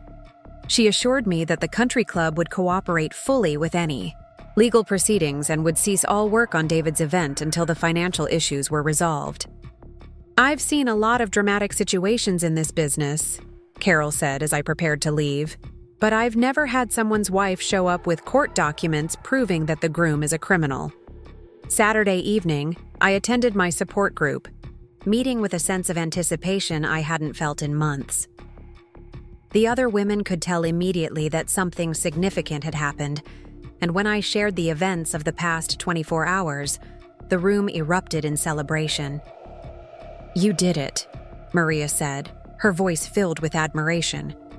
"You completely destroyed him without him even seeing it coming." Jennifer wanted to know every detail about David's reaction when he received the legal papers. Susan was fascinated by the coordination required to freeze assets in multiple jurisdictions simultaneously. Dr. Santos was proud of the emotional strength I had demonstrated throughout the entire process. "6 months ago, you came here as a broken woman who had just discovered her husband's betrayal," Dr. Santos observed. "Today, you're here as someone who has taken complete control of her situation and achieved total victory over someone who tried to destroy her." But the most meaningful response came from a new group member, a woman named Angela, who was just beginning to suspect that her husband was hiding assets from her. "Listening to your story gives me hope," Angela said. "I was starting to think I was too weak and too scared to fight back. But if you could do all this, maybe I can too." Sunday morning brought the phone call I had been expecting. David's voice was barely recognizable, strained with stress and exhaustion, and something that might have been genuine fear. "Rachel, we need to talk," he said without any pretense of normal pleasantries. "I'm coming home. We need to discuss this situation." "I'll be here," I replied calmly, though my heart was racing with adrenaline. This would be our first conversation since I had stopped pretending to be the naive, trusting wife he thought he was manipulating. David arrived home around noon, looking like he had aged 5 years and 2 days. His usual confident posture was gone, replaced by the slumped shoulders of someone who had been thoroughly defeated. He sat across from me at our kitchen island, the same spot where we had shared thousands of morning conversations. But everything between us had changed irrevocably. "How did you know?" he asked, his voice barely above a whisper. "I heard you and Amanda planning my destruction," I replied matter-of-factly. "I came to your office to swap cars, and you were discussing offshore accounts and divorce strategy, and how confident you were that I was too stupid to fight back." David's face went pale as he realized that I had known about his betrayal for weeks while pretending to be oblivious. "How long have you been planning this?" "Since the moment I realized you thought I was too weak to defend myself," I said, enjoying the way he flinched at my words. "You studied my personality for months, figuring out how to manipulate me, but you missed something important. You mistook kindness for weakness, and that mistake cost you everything." David tried several different approaches during our conversation. He attempted to apologize, claiming that the affair was a mistake and that he still loved me. He tried to negotiate, suggesting that we could work out a settlement that would be fair to both of us. He even attempted to intimidate me, warning that a prolonged legal battle would be expensive and stressful for everyone involved. But Margaret had prepared me for all of these tactics, and I responded to each with calm professionalism. David's apologies were meaningless because his betrayal had been systematic and premeditated. His negotiation attempts were irrelevant because we already had evidence of everything he had stolen. His intimidation tactics were laughable because he was the one facing criminal charges and financial ruin. "You have 2 choices," I told him finally. "You can cooperate with our asset recovery efforts and accept the settlement terms Margaret will present to you tomorrow. Or you can fight us and face criminal prosecution for tax evasion, fraud, and violation of federal banking laws." David stared at me as if he had never seen me before, which was probably accurate. The woman sitting across from him was not the person he thought he had been manipulating for 7 years. "What happened to you?" he asked, and there was genuine bewilderment in his voice. "I stopped being the person you wanted me to be," I replied. "I became the person I was always capable of being." Monday morning arrived with Margaret Chen's conference room once again transformed into a command center, but this time the atmosphere was celebratory rather than strategic. David's attorney, an expensive-suited man named Richard Carlson who specialized in defending wealthy clients against criminal charges, had requested an emergency meeting to discuss settlement terms. Margaret had prepared a presentation that was both comprehensive and devastating. Using Patricia's financial analysis and James's surveillance evidence, she methodically documented every aspect of David's fraud and theft. The offshore accounts, the shell companies, the fake business expenses, the stolen marital assets, everything was laid out with mathematical precision.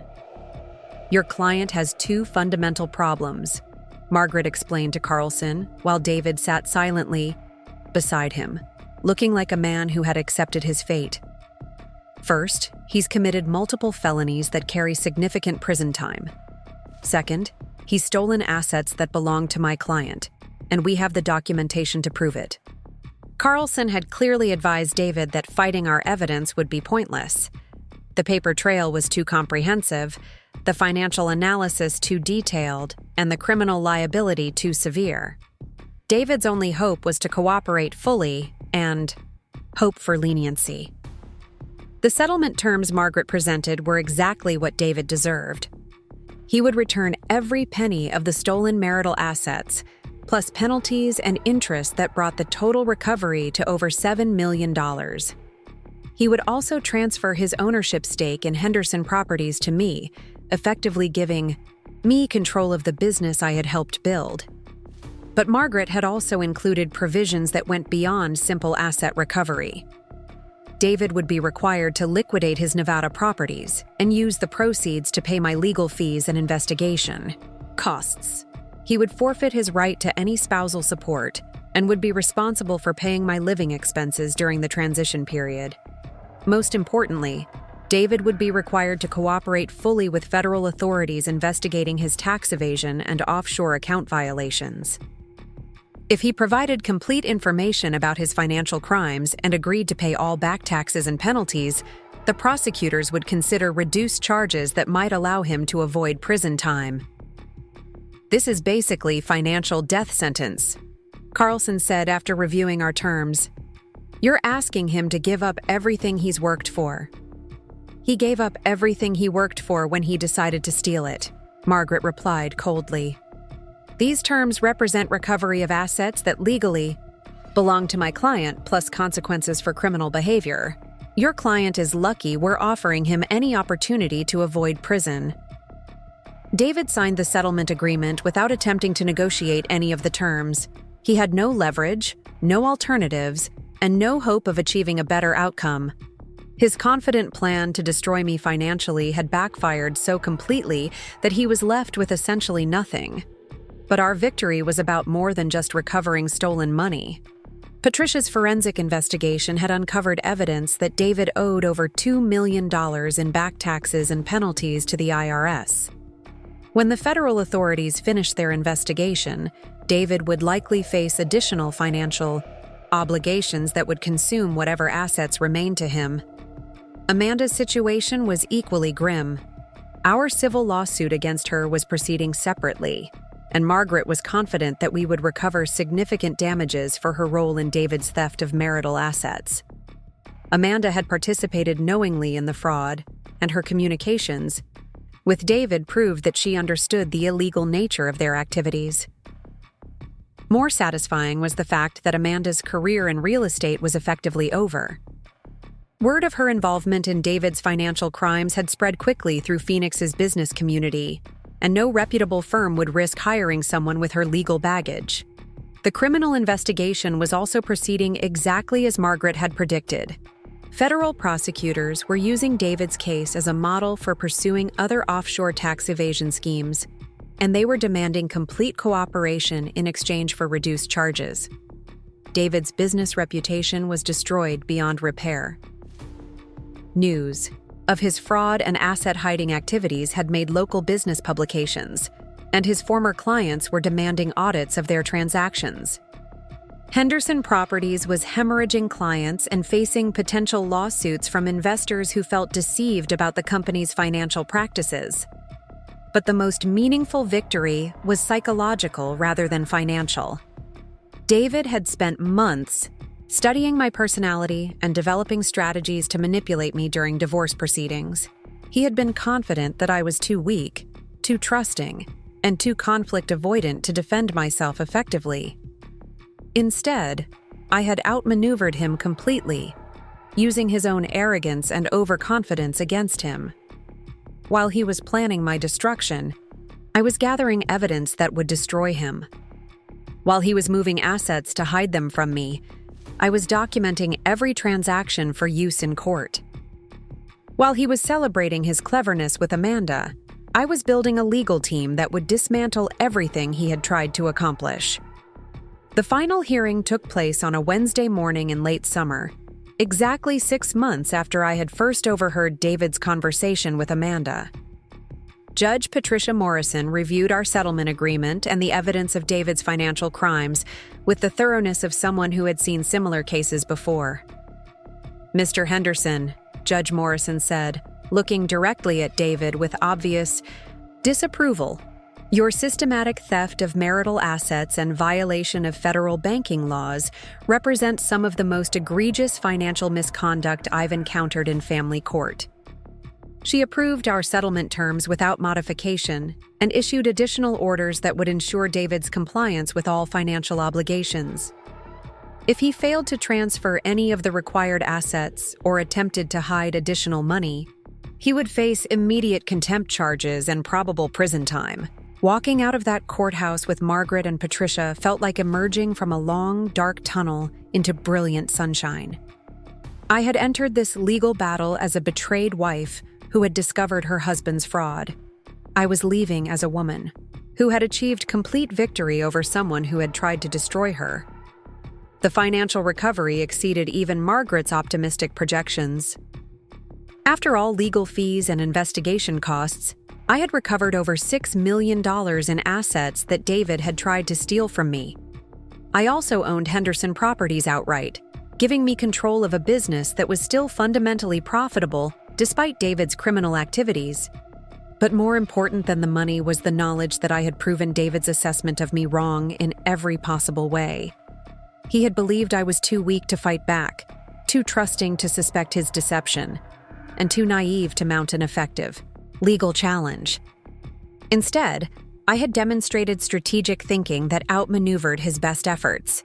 I had built a team of professionals who dismantled his financial crimes with surgical precision. I had maintained perfect operational security while gathering evidence that destroyed his position completely. David had tried to write me out of the story of our life together, casting me as a supporting character who could be discarded when she was no longer useful. Instead, I had become the author of his downfall, using his own actions and words to create a narrative that ended with justice.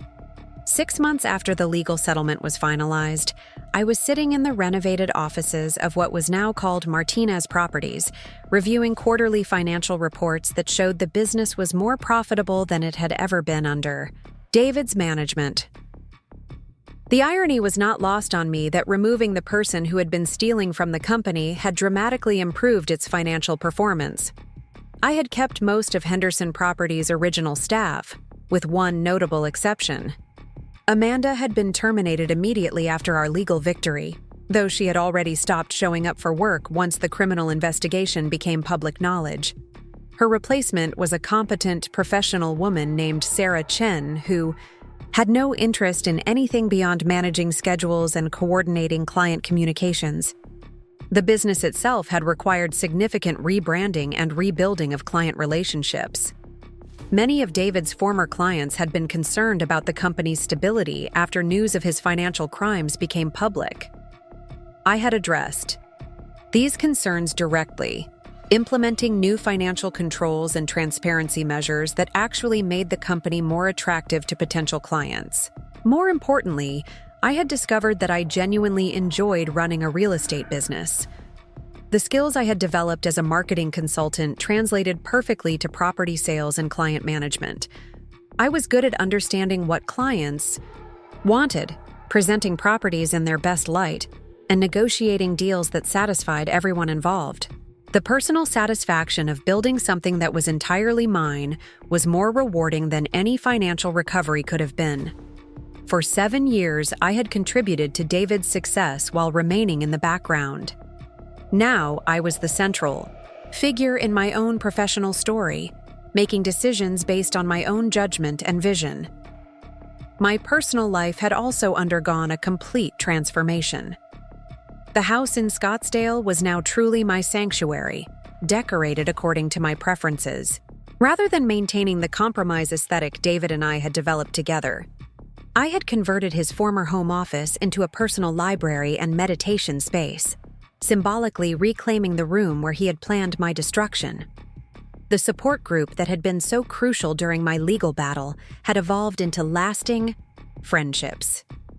Jennifer, Susan, Maria, and I met regularly for dinner, sharing updates about our lives and offering advice to newer group members who were just beginning their own journeys toward independence. Dr. Santos had become a personal friend, as well as a professional ally. She often referred clients to me when they needed examples of women who had successfully fought back against financial abuse.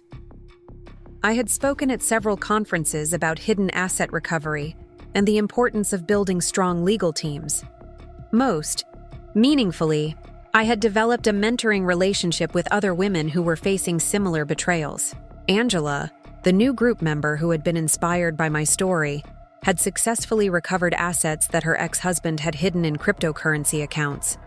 Her victory had been just as sweet as mine, and watching her transform from victim to victor had been incredibly fulfilling. My relationship with my sister Emma had also deepened significantly. The crisis with David had reminded us how important family support could be during difficult times. Emma visited Phoenix regularly, and we had developed the kind of close, honest relationship that had been impossible when I was maintaining the facade of a perfect marriage.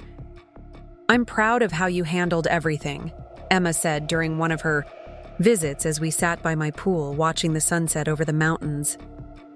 "But I'm even more proud of who you've become since it was over." She was right that I had become a different person, though the changes felt like evolution rather than transformation. The strength I had demonstrated during my legal battle had always been part of my character. I had simply needed to discover it and learn how to use it effectively. The women's support group had also inspired me to start a nonprofit organization focused on helping women recognize and escape financial abuse. We provided education about warning signs, resources for legal assistance, and emotional support during what was often the most difficult period of their lives. The organization had grown quickly, partly because financial abuse was much more common than most people realized.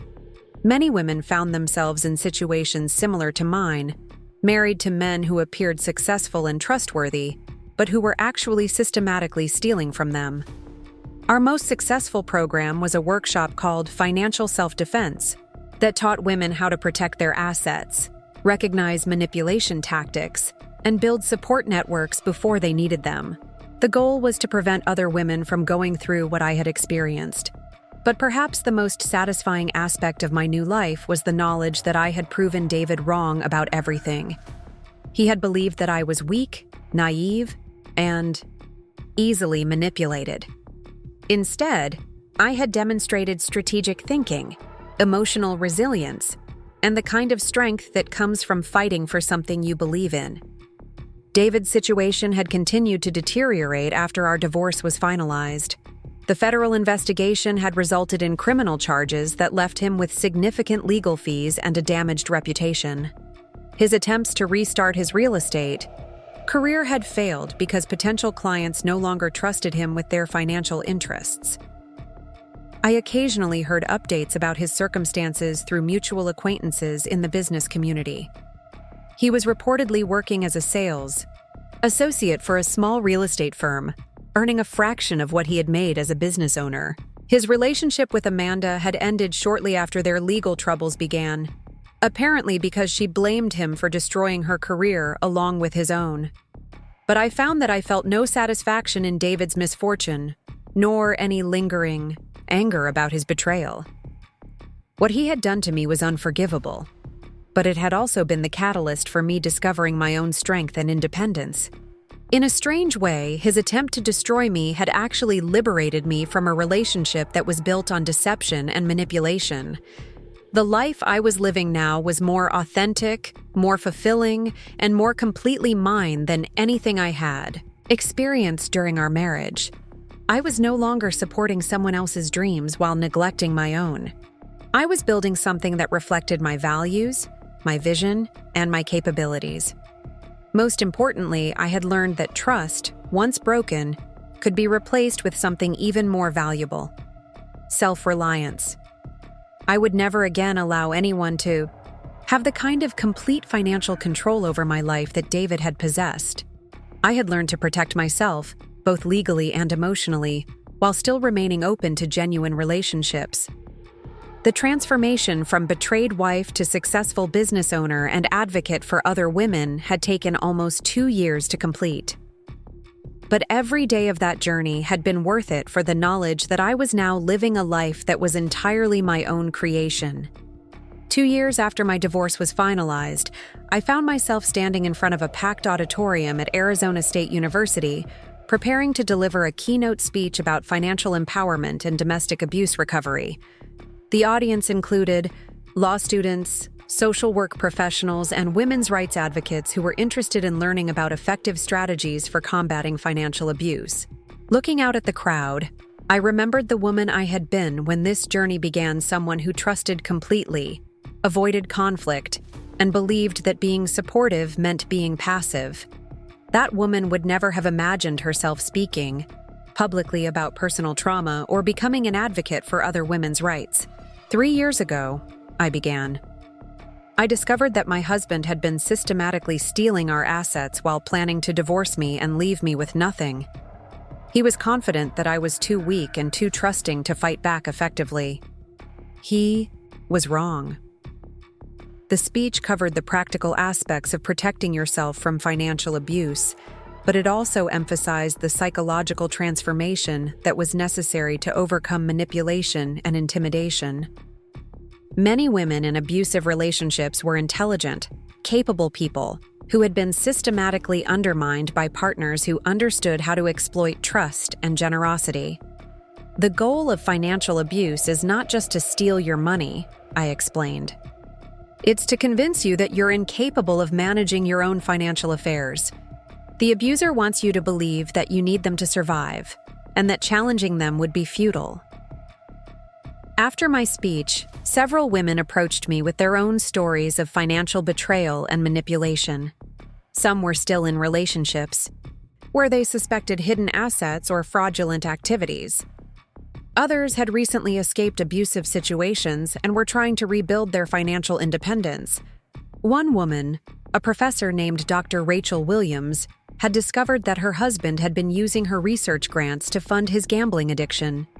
Another, a business executive named Lisa Torres, had learned that her partner had been taking out loans against her house without her knowledge. Each story was different in its details, but the underlying pattern was always the same. Intelligent, successful women who had been systematically deceived by partners they trusted completely. The conversations reinforced my belief that education and support networks were crucial for preventing and escaping financial abuse. Martinez Properties had also continued to evolve and grow under my leadership. We had expanded into property management and real estate investment consulting, building on the foundation David had created while implementing ethical business practices that actually increased profitability.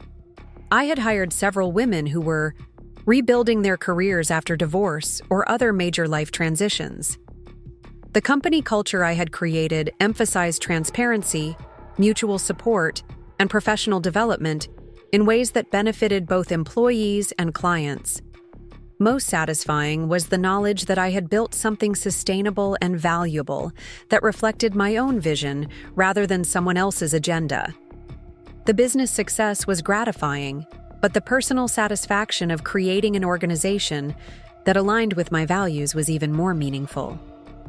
My support group had also evolved into something larger and more structured.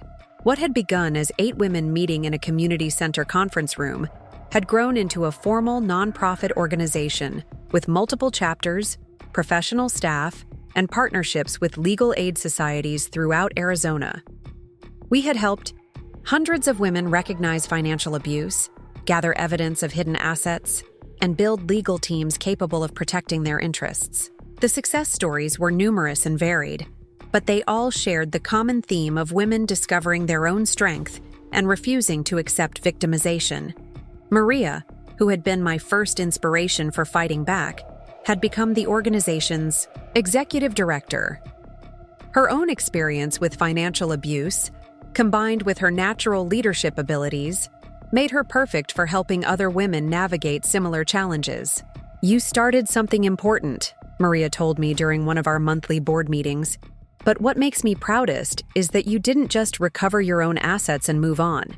You've spent years helping other women do the same thing." The wow. Ripple effects of my legal victory had extended far beyond my personal situation. Margaret Chen had used the precedents we established to win similar cases for other clients. Patricia Williams had built a thriving practice specializing in hidden asset recovery. James Rodriguez had developed expertise in documenting financial fraud that made him one of the most sought-after investigators in the region. Even Judge Patricia Morrison had commented publicly about how comprehensive our case had been, and how it had influenced her approach to evaluating financial disclosure in divorce proceedings. The legal strategies we had developed were now being taught in law schools as examples of effective advocacy for abuse victims. But perhaps the most meaningful validation came from the federal prosecutors, who had used David's case as a model for pursuing other offshore tax evasion schemes. They had recovered millions of dollars in hidden assets and secured convictions in cases that might otherwise have been difficult to prosecute. Your willingness to cooperate fully with our investigation made it possible to pursue cases we might not have had sufficient evidence for otherwise, one prosecutor had told me. You helped us protect other potential victims. 3 years after my legal battle began, I received an unexpected phone call that brought the story full circle. David's attorney, Richard Carlson, was calling to inform me that David had completed his cooperation with federal authorities and had been sentenced to 2 years of probation rather than prison time. He wanted me to tell you that he understands now how much damage he caused, Carlson said carefully. He's not asking for forgiveness because he knows he doesn't deserve it, but he wanted you to know that he recognizes what you accomplished. The call was brief and businesslike, but it represented something important. Acknowledgement from the person who had tried to destroy me that I had not only survived his betrayal, but had emerged stronger and more successful than before. I didn't feel the need to respond to David's message because our story was no longer about him. It was about what I had built from the ruins of our marriage, about the women I had helped along the way, and about the knowledge that strength could emerge from the darkest circumstances. That evening, I sat in my garden watching the sunset over the Phoenix Mountains, thinking about the journey that had brought me to this moment. The woman who had once trusted completely and avoided conflict had become someone who fought fearlessly for herself and others. The betrayal that had seemed like the end of my world had actually been the beginning of a life that was more authentic, more fulfilling, and more completely mine than anything I had experienced before. David had tried to erase me from the story of our life together, but instead, he had given me the opportunity to write my own story. And that story was just getting started. Up next, you've got 2 more standout stories right on your screen. If this one hit the mark, you won't want to pass these up. Just click and check them out.